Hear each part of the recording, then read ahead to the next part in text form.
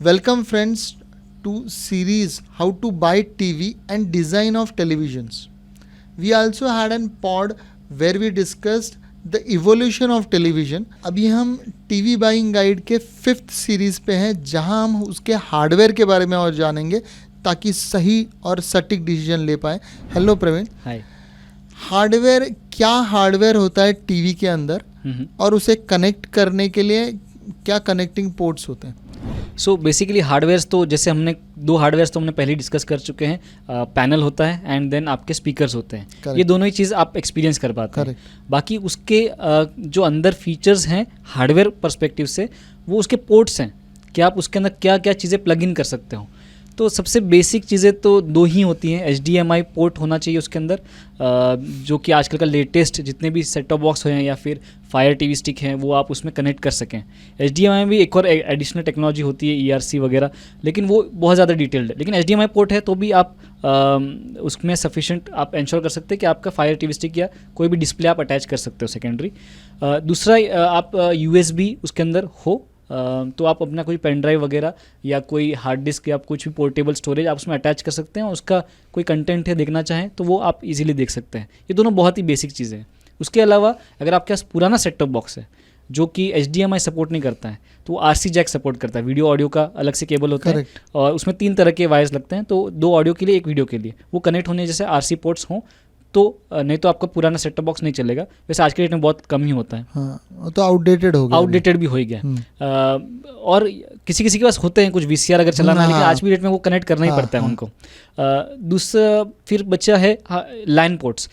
किसी किसी केस में क्या होता है, टीवी में वाईफाई होते हुए भी वाईफाई कनेक्शन अगर वो ऐसा लगता है स्टेबल, लैग कर रहा है, स्टेबल नहीं है, तो आप लैन पोर्ट देखिए कि इंश्योर कीजिए उसमें हो और वायर उसके पास लेके आए, तो एफिशिएंट इंटरनेट कनेक्शन तो आपके पास एटलीस्ट रहेगा.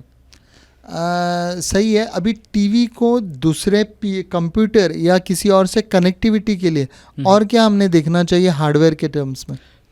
हार्डवेयर कनेक्टिविटी फीचर्स में आप वायरलेस अभी देखिए कि क्या क्या वायरलेस टेक्नोलॉजी है. पिछली बार हमने जो देखा वो था वायर्ड. वायरलेस टेक्नोलॉजी में आपके पास है वाईफाई एंड दूसरा है ब्लूटूथ. सो टीवी में वाईफाई तो स्मार्ट टीवी ले रहे हो तो बहुत ही कॉमन है कि आएगा ही, लेकिन अगर आप सिर्फ इंश्योर कर लेना कि उसमें वाईफाई है, क्योंकि अदरवाइज वाईफाई नहीं होगा तो आप कास्टिंग नहीं कर पाओगे उसके ऊपर कुछ भी. एंड देन आपको कुछ कंटेंट भी देखना है विदाउट आपका लाइन कनेक्शन, तो फिर आप नहीं देख सकते हैं. तो वायरलेस वाईफाई है क्या उसमें, वो इंश्योर कर लीजिए.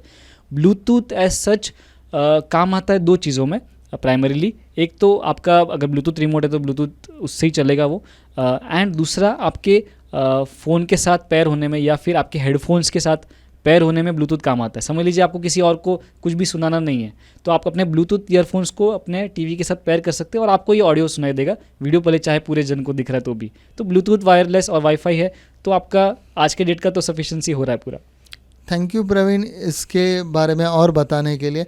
तो दोस्तों, शायद इससे हमें और क्लैरिटी मिल गई है कि क्या क्या फीचर्स हमें देखने चाहिए अपने प्रायोरिटी के हिसाब से. जैसे मैं चाहता था कि मैं जब टीवी देखूं, लाउड म्यूज़िक में कुछ चीज़ सुनूं या मूवी देखूं तो बाकी जन लिविंग में डिस्टर्ब ना हो, तो ये फीचर सबसे इम्पॉर्टेंट है कि ब्लूटूथ हो उसमें या उसकी कनेक्टिविटी कैपेबिलिटी क्या है. तो ऐसे ही अभी टीवी के रिमोट के बारे में जानते हैं और ये लास्ट फीचर होगा हमारे टीवी बाइंग गाइड के फीचर के बारे में. Stay tuned and subscribe to Undesign. Thank you once again. Bye.